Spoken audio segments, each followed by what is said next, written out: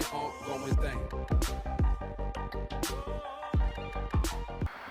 guys, selamat datang di channelku Ria Bagus. Kali ini aku akan menceritakan cerita horor lagi yang berjudul Kejamnya Teror Tukang Santet. Oke, langsung saja. Jumpa lagi dengan aku. Kali ini aku akan menceritakan soal kejamnya teror tukang santet yang dialami oleh sahabat aku sendiri.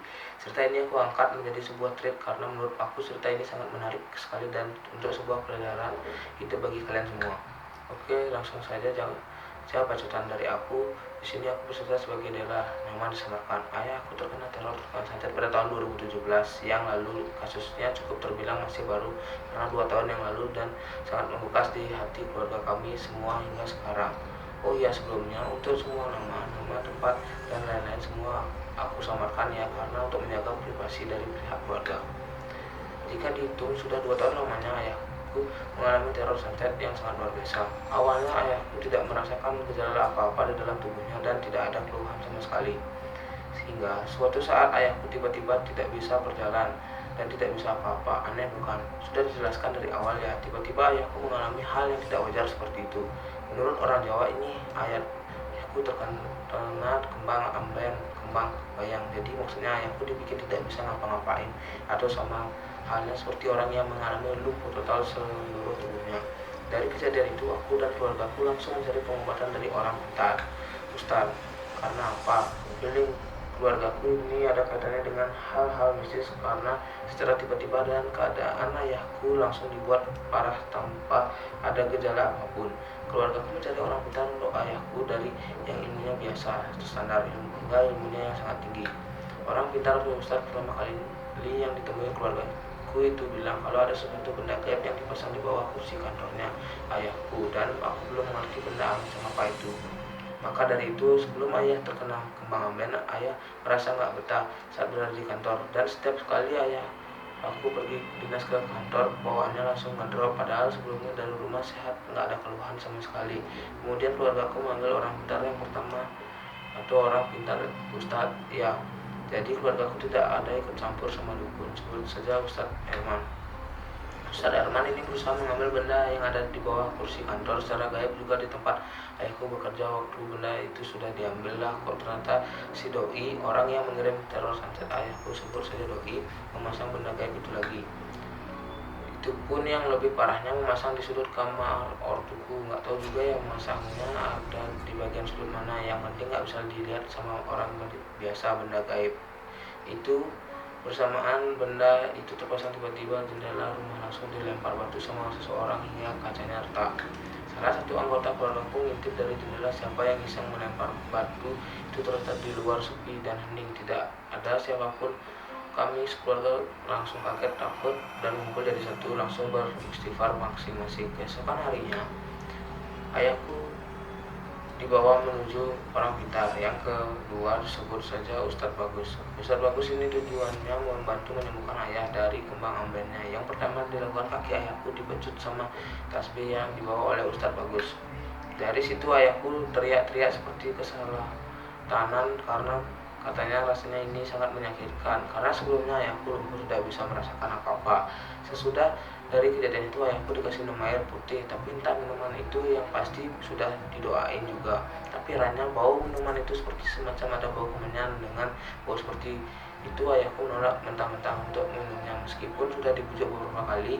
Maka dari itu dengan terpaksa keluargaku menghentikan metode pengobatan dari Ustadz Bagus karena dianggap kurang cocok. Kemudian keluargaku memutuskan untuk menghentikan pengobatan dari orang pintar untuk sementara waktu, karena juga melihat ayahku sungguh sangat kasihan dengan kondisinya, dan untuk sementara waktu itu ayahku memperkuat ibadahnya serta anggota keluarga rutin mengaji di dekat ayah seperti saat dengan mendekatkan diri kepada sang ilahi. Pikir melakukan hal itu kondisi ayahku semakin lama akan membaik, tetapi tidak, justru semakin parah. Kondisi ayahku tetap nggak bisa jalan, ngapa-ngapain, nafasnya tiba-tiba tersengal-sengal, nggak karuan sebelumnya tidak, dan di badannya ayahku banyak bekas luka memar. Dan anehnya bentuk luka yang ada di tubuh ayah bermacam-macam, ada yang seperti bentuk macan dan bentuk muka orang jahat, dan memang semua kenyataan begitu karena aku melihat sendiri. Dan selama ayahku tidak bisa bangkit dari tempat tidur, aku juga ikut merawat ayahku. Setiap kali tukang urut memijat bagian kaki ayah, menurut pengakuannya tangan si tukang urut ini rasanya seperti kena pecahan kaca saat menyentuh kaki ayah dan panas sekali. Ternyata bukan hanya tukang urut tadi yang merasakan, aku pun juga begitu, merasakan hal yang sama. Apa yang dikatakan tukang urut tadi benar. Jadi setiap kali sesudah memegang kaki tangan, aku disuruh mencuci mengantar terlebih dahulu, yaitu dengan cara memegang besi dan membaca doa agar menghilangkan sensasi rasa panas itu setelah memegang ayah. Kemudian seiring berjalannya waktu, kami sekeluarga memikirkan hal yang begitu logis. Kami mencoba membawa ayah ke pengobatan medis. Kami mengantarkan ayah kontrol dan check up ke sana kemari. Tetapi hasil pemeriksaan dan lab menunjukkan tidak ada penyakit apapun yang ada di dalam perut tubuh ayah. Kondisi ayah saat itu masih tetap sama seperti awal, tidak bisa ngapa-ngapain, badannya semakin kurus dan tidak nafsu makan sama sekali. Kemudian dimana sampai pada puncak saat keadaan ayah makin parah kondisinya, beliau ngedrop, kemudian dibawa ke RS untuk diopname. Sewaktu di CT scan tetap saja penyakit ayahku tidak terdeteksi sama sekali alias normal. Padahal kondisi ayahku sudah terbilang cukup darurat sampai dokter dan suster sangat heran karena memang ini hal nggak wajar. Kemudian salah satu suster memanggilku dan berkata, "Mbak, bantu saya doain papa Mbak ya. Kalau pakai bantuan medis nggak bisa Mbak, karena sangat sulit untuk dideteksi, dan mungkin dengan cara pakai doa kita bisa menyembuhkan papa Mbak." Di saat suster itu saya bicara kepadaku, aku hanya bisa menunduk pasrah dan mengiyakan perkataan suster. Emang benar, iki ayahku kena hal gaib sing nggak wajar. Teko awal-awal memang benar nih, ayahku terkena hal gaib yang nggak wajar dari awal. Batinku basah itu akhirnya lewat begitu saja karena ayahku sudah benar-benar pasrah seperti kayak orang meninggal kan. Tetapi aku yakin ayahku pasti bisa sembuh. Hubung doa kami selalu panjatkan kepada Sang Ilahi, pasti kami semua bisa mengalahkan hal buruk apa yang terjadi sama ayahku dan ayahku bisa diselamatkan. Kemudian aku dibantu sama keluarganya temanku, sebut saja keluarganya Dion. Keluarganya Dion ini memiliki Pak D yang mempunyai ilmu kebatinan begitu tinggi. Keluargaku dan keluarganya Dion sekarang saling terhubung dan menceritakan asal-muasal kejadian itu ke Pak D-nya Dion. Kemudian Pak D mulai melakukan pengobatan pertama untuk ayahku. Ayahku diberi aqua botol besar yang sudah didoain oleh Pak D-nya Dion. Syaratnya harus itu diminum, tapi diusahakan nggak boleh sampai habis dalam satu botol. Semisal dalam botol itu tinggal separuh, harus segera diisi selagi sampai penuh seperti awal sebelum diminum airnya, jadi harus selalu menyambung, nggak boleh sampai habis airnya. Tapi dengan cara metode itu hanya bisa bertahan dalam 3-4 bulan saja oleh ayahku, dan keadaannya lebih mendingan dari sebelumnya. Kemudian lanjut di bulan kelima, ayahku pastinya kambuh lagi dan makin parah. Beliau tidak bisa bergerak sama sekali layaknya mayat hidup. Di situ kami keluarga menitikkan air mata. Keluargaku menghubungi keluarganya Dion lagi. BTW Dion ini sebelumnya mantan pacarku, cuman sekarang dia sahabat aja. Kali ini Pak D-nya datang ke rumah kami untuk menengok kondisi ayahku. Pak D kemudian melakukan metode pengobatan yang kedua kalinya. Kali ini pengobatannya lebih ke hal gaib. Yang pertama aku disuruh Pak D ambil satu gayung air mentah. Di waktu aku ngambil air, Pak D sedang nyiapin kembang bunga 7 rupa dan juga daun-daun, dan aku nggak tahu itu semacam daun apa. Sesudah itu semua anggota keluargaku dan dia berkumpul dengan ayah dan juga Pak D. Saat itu menunjukkan jam 11 malam pada saat akan melakukan metode ritual pengobatan ayah. Lampu yang ada di rumah semua dimatikan dan keadaan menjadi sangat hening. Disitulah Pak D mulai membakar dupa. Tiba-tiba anggota keluarga lainnya disuruh mundur Pak D dan jangan terlalu dekat dengan Pak D dan juga ayahku. Kami keluarga selama melakukan itu hanya bisa berdoa dan beristighfar di dalam hati. Pak D mulai duduk bersila di hadapan ayahku sambil memejamkan matanya. Begitupun juga ayahku yang hanya bisa terbaring sambil memejamkan matanya. Lalu tiba-tiba Pak D seperti orang kesurupan yang sedang bertengkar. Aku ikut memejamkan mata tapi berusaha mengintip apa yang dilakukan Pak D dengan keadaan gelap. Di situ aku bisa melihat sosok gaib berwarna merah. Badannya begitu besar membelakangi Pak D, bertanduk tetapi mukanya nggak kelihatan. Aku kemudian menutup mataku rapat-rapat dan beristighfar terus di dalam hati. Pak D ternyata sedang bergelut dengan makhluk itu habis-habisan. Beberapa menit kemudian Pak D tiba-tiba memakan daun yang disiapkan olehnya tadi sebelum dua ritual. Daun-daunan itu lumayan banyak sekali. Pak D melahap semuanya serta kembang 7 rupa tadi. Kemudian beliau meminum air dalam air mentah yang aku ambilkan di dalam gayung tadi hingga habis. Kemudian beliau meminta aku mengambilkan air mentah itu lagi dan diminum beliau hingga beliau melakukan itu matanya masih tertutup rapat. Nggak lama kemudian tiba-tiba Pak D buka matanya dan melotot. Beliau langsung menuju halaman rumah dan muntah-muntah. Waktu akhirnya Dion mengikuti Pak D, beliau melihat kalau Pak D memuntahkan rambut itu banyak sekali yang keluar dari mulut Pak D. Otomatis semuanya kaget. Kemudian sesudah itu Pak D melanjutkan ritualnya kembali. Kali ini Pak D meminta bantuan oleh ibunya Dion. Kali ini posisinya ayah diubah menjadi posisi duduk dengan bantuan anggota keluarga lain. Dupa yang lain dinyalakan dan ditaruh di belakang punggung ayahku. Tugas ibu Dion membantu Pak D mengganggu dupa itu. Pak D tetap membaca mantranya cukup lama hingga jam 4 dini hari. Kemudian Pak D menyuruh ibunya Dion melepas dupa dari tangannya. Kemudian ibunya Dion disuruh muterin dupa yang dari belakang badan ayahku. Ibunya Dion muterin itu posisi sambil nangis. Kemudian ayahku merasa kalau punggungnya sudah mulai panas seperti terbakar. Setengah jam kemudian ritual itu berakhir. Sisa dupa tadi dicancipin di tanah samping rumahku. Kebetulan aku juga membantu mencipin sisa dupa yang dibuat ritual tadi. Ada keanehan muncul di saat aku mau nancipin sisa dupa itu. Karena aku sangat merasa kesulitan sehingga sekali nggak bisa nancipin dupa di tanah itu, padahal ada tanah berpasir biasa tapi susah. Kemudian ayahnya dia membantuku untuk nancipin sisa dupa di tanah itu. Akhirnya bisa berlalu, kami kembali ke rumah dengan posisi awal waktu melakukan ritual. Pak D kemudian mulai bercerita kalau sedang memakan daun kembang dan minum air mentah. Itu ternyata bukan Pak D, tetapi perewangan Pak D yang membantu memisahkan makhluk itu dari tubuh ayah. Setelah dilakukan ritual itu, ayah mulai lebih membaik, bisa duduk dan berjalan perlahan-lahan. Kemudian Pak D membuka semuanya apa yang terjadi sama ayah selama ini. Yang pertama, ada orang yang iri dengan ayahku karena ayahku sedang promosi karena sedang mau naik jabatan atau plus pangkat. Kebetulan di tempat kerja ayahku termasuk orang yang sangat disiplin, sering dapat reward tambahan, dan pelakunya yang mengirim santet bukan hanya 1-2 orang saja, melainkan 4-5 orang.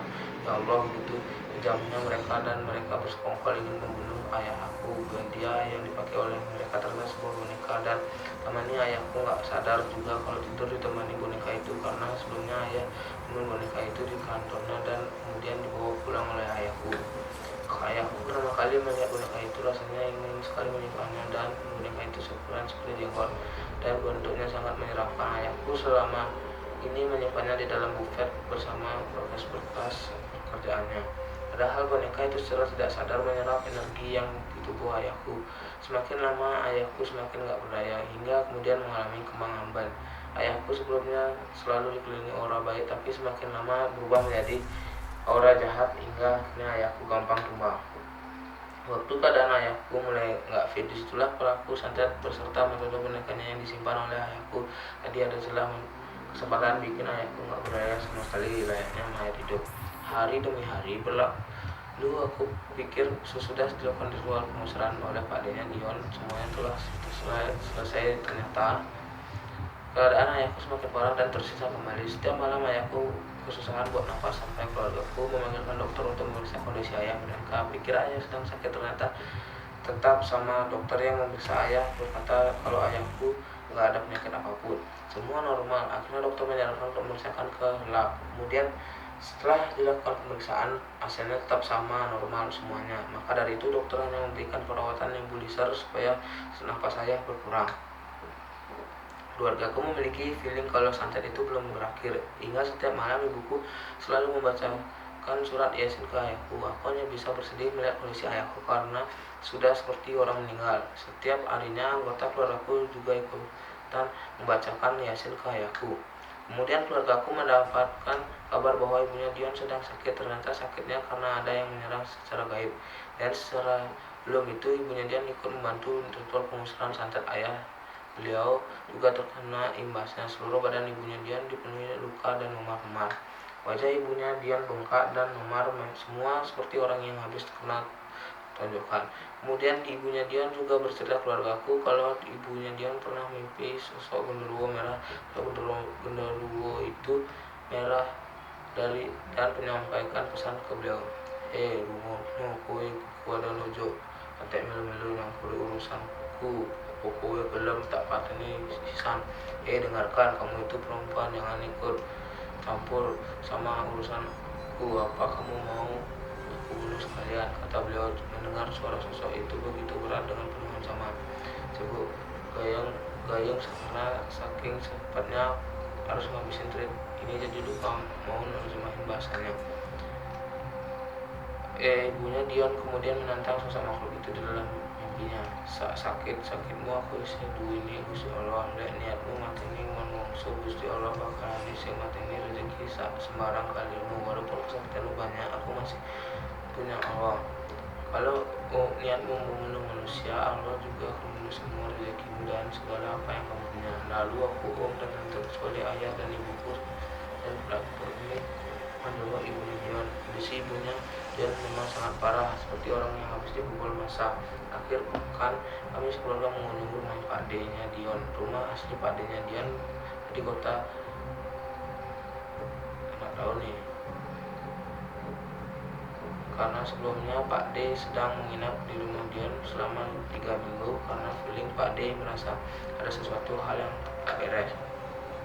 Pak D kenal dekat dengan aku juga dan keluargaku. Udah lama semenjak aku kenal Dion semasa SMK, jadi ibarat kami semua sudah saling menganggap seperti saudara. Pak D juga yang dulu menangani Dion saat Dion sedang diguna-guna oleh mantannya sebelum aku.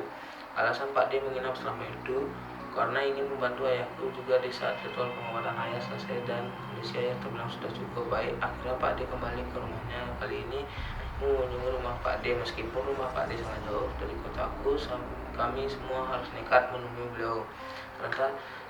Ternyata tempat tinggal Pak D sangatlah terpelosok. Ternyata rumah Pak D berada di antara hutan, dan hutan itu sering banget digunakan sebagai tempat pendidikan para tentara. Bisa bayangkan betapa pelosoknya. Harga SD gun bisa didapat di sana dengan harga Rp700 saja. Sesampai di rumah Pak D, kami semua disambut hangat oleh Pak D serta keluarganya. Lalu kami dipersilakan duduk di depan teras rumah Pak D. Tak lama kemudian istrinya Pak D menyuguhkan beberapa cemilan kopi dan teh hangat untuk kami, lalu segera memakan dan minum jamuan itu. Di saat itu keadaan masih normal, kami masih berbincang-bincang hal biasa, belum mengarah ke santet itu. Tiba-tiba ayahku langsung mengganti topik obrolan mengenai santet itu. Pak D, ayahku menjelaskan kalau santet itu nyatanya belum selesai sampai detik ini. Bahkan di ibunya Dion ikut terserang juga. Setelah sesudah mengobrol, kemudian Pak D minta tolong istrinya mengambilkan nampan yang berisi bunga. Aku nggak tahu nama bunga itu. Kalau dijual di kotaku satu bunga harganya bisa sekitar 4 juta, dan Pak D bisa mempunyai bunga itu karena beliau mengambil bunga itu langsung dari hutan kaki gunung yang berada di desa tempat tinggal. Bunga itu sangat langka didapatkan, dan mungkin karena memang itu rezeki untuk ayahku. Kebetulan Pak D menemukan bunga itu sewaktu selepas subuh saat kami mulai OTW menuju rumah Pak D.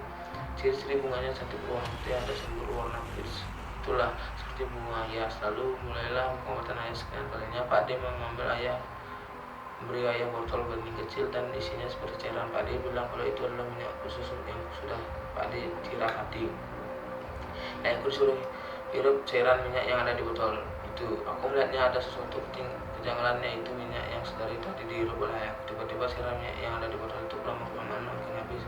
Padahal cairan minyak itu hanya dihirup tanpa dituangkan setetes pun. Bunga langka yang sedari ditaruh di nampan kemudian diletakkan Pak D. Setelah ayahku, Pak D menutup matanya dan mulai hidupnya berkomat sedang membacakan doa. Lama kemudian tiba-tiba bunga tadi mengeluarkan asap dan dengan sendirinya lalu berubah warna menjadi hitam gosong.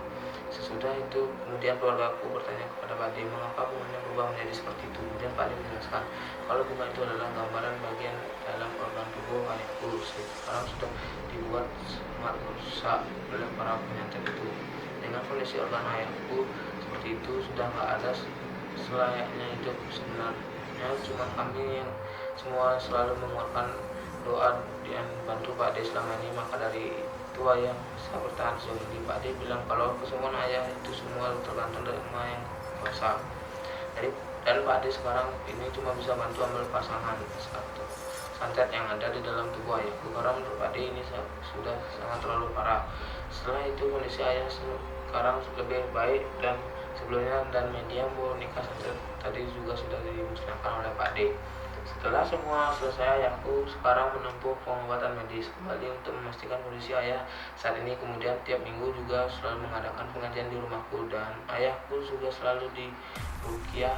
Aku dan keluargaku sekarang selalu mengimani kesembuhan ayah dengan rohani maupun jasmani. Untuk beberapa bulan ini kemudian ayahku divonis oleh medis penyakit stroke, akan tetapi ayahku masih bisa jalan walaupun perlahan daripada sebelumnya saat terkena wabah amben. 2 bulan berikutnya ayahku selesai di OP pasang ring karena ada pembekuan darah di jantungnya, yang semua keluargaku hanya bisa berdoa setiap harinya untuk kesehatan ayahku. Tapi pelaku santet jadi sebelum puas membuat ayahku sengsara. Keluargaku selalu diganggu makhluk halus dan dibikin tambah sengsara. Kemudian utiku berkunjung ke rumahku. Utiku ini keturunan orang Cina dan Jawa. Utiku kitab khusus gitu. Sewaktu ayahku masuk ke rumah sakit, utiku menunjuki sesuatu sama aku. Beliau membuka kitabnya, kemudian beliau bertanya kapan ayah masuk RS, pada pukul berapa ayah masuk RS. Pada hari Rabu pukul 10, kataku. Di dalam kitab itu benar-benar mengenai hari masuk dan jam ayah saat sakit. Makna dari kita itu menjelaskan bahwa ayah sakit disebabkan oleh teman sebayanya, dan memang sangat sesuai seperti apa yang dikatakan sama Pak D. Selama kami di RS, Utiku yang selalu membersihkan rumahku. Untuk Utiku kemudian memasang daun velor di tiap sudut kamar supaya bisa menangkal gangguan jahat. Dan saat ini ayahku masih menjalani pengobatan rutin, bantuan medis maupun non medis seperti di ruqyah. Kemudian keluarga kami hanya bisa berdoa kepada Sang Pencipta untuk kesembuhan ayah. Keluarga kami tidak ada dendam sama pelaku santet itu, biarlah Tuhan yang membalasnya sendiri. Akhir kata saya minta doanya semoga ayah bisa pulih kembali, dan mohon maaf apabila ada salah kata, typo, dan bahasa yang belum bisa kalian pahami. Lega rasanya trip ini selesai. Next akan berjumpa lagi dengan trip aku yang lainnya. Aku mau istirahat dulu ya. See you, wassalam. Typo, cebok, cibuk, gayung. Kejamnya teror tukang santet. Oke guys, cukup sekian video kali ini. Jangan lupa like, comment, dan subscribe. Dadah.